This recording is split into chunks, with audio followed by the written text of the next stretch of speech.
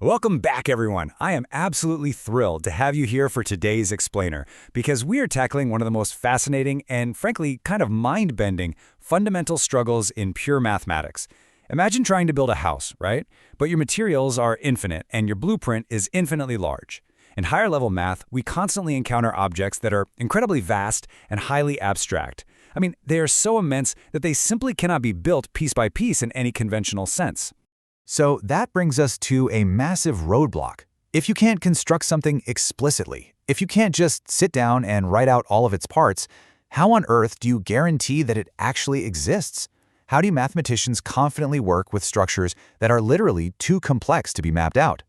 Well, that is exactly the profound mystery we're unraveling today. Okay, let's dive into this. Our agenda for today: 1. The infinite math problem. 2. Defining Zorn's lemma. 3. Existence without constructor. 4. Essential math applications. 5. Vector spaces and bases. And 6. An explainer milestone reached. Section 1. The infinite math problem. So zooming out to about 30,000 feet, here's the core issue. Some mathematical objects are simply too vast and abstract to be built piece by piece.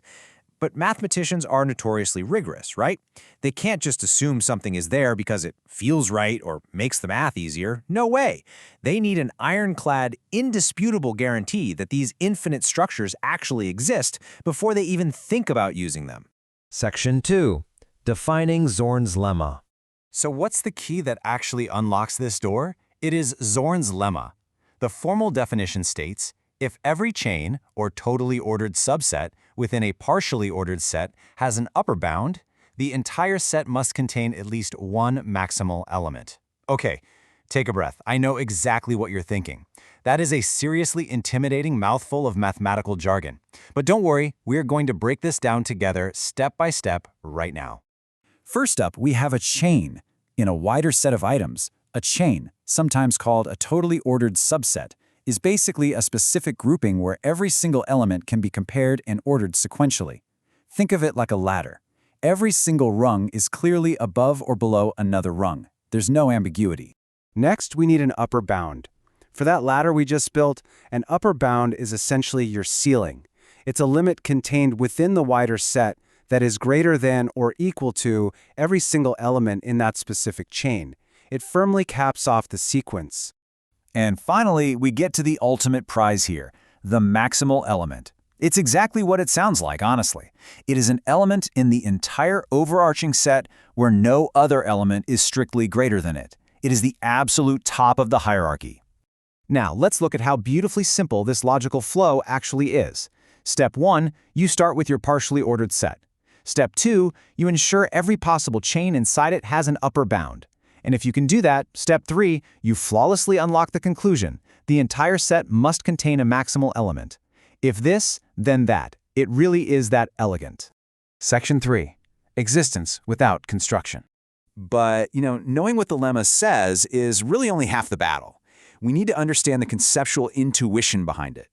Normally in math, you prove something exists by building it. You construct it, you point right to it, and you say, there it is. Zorn's lemma is entirely different. It is a pure existence proof. It guarantees a maximal element is in there somewhere without you ever having to explicitly identify it by name. It's notoriously unintuitive, even for professional mathematicians actually, and it feels a bit like mathematical magic, but it works with absolute 100% certainty. Section 4. Essential math applications. With a tool this incredibly powerful, you might be wondering where mathematicians actually use it.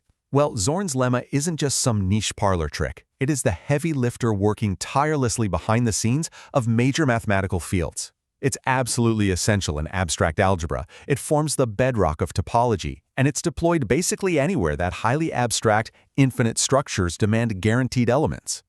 Section 5. Vector spaces and bases. To really ground this abstraction, let's look at one specific critical application.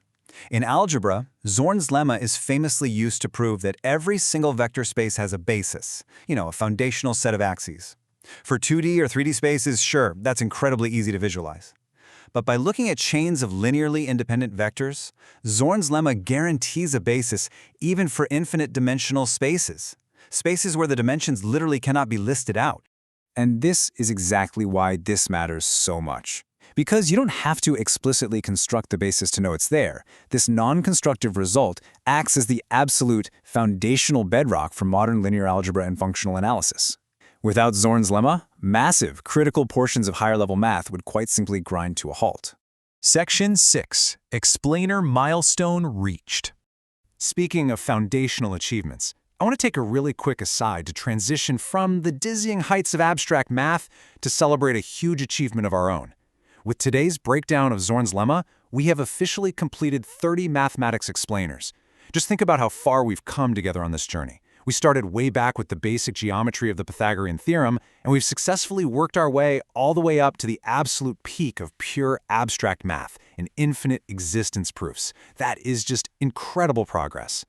And when we combine our math journey with our completed topics in physics and chemistry, wow, we are now sitting at exactly 85 completed topics out of our ultimate goal of 100. We are well and truly in the final stretch now. So, where are we heading for these final 15? We're actually going to be shifting gears into the natural sciences. Up next, we'll dive into biology, followed by earth science, and then we'll tackle a few miscellaneous laws to round the whole thing out. And we are kicking this brand new phase off with Mendel's laws of inheritance. Which actually leaves me with a thought I want you to chew on until next time. We just saw how a single, beautifully elegant rule, Zorn's lemma, can bring guaranteed order to the infinite chaos of abstract math. So, as we transition to biology, can the structured, foundational rules of Mendel's inheritance parallel that exact same elegance when applied to the chaotic living traits of the natural world? I cannot wait to explore that with you next time. Thanks so much for learning with me today.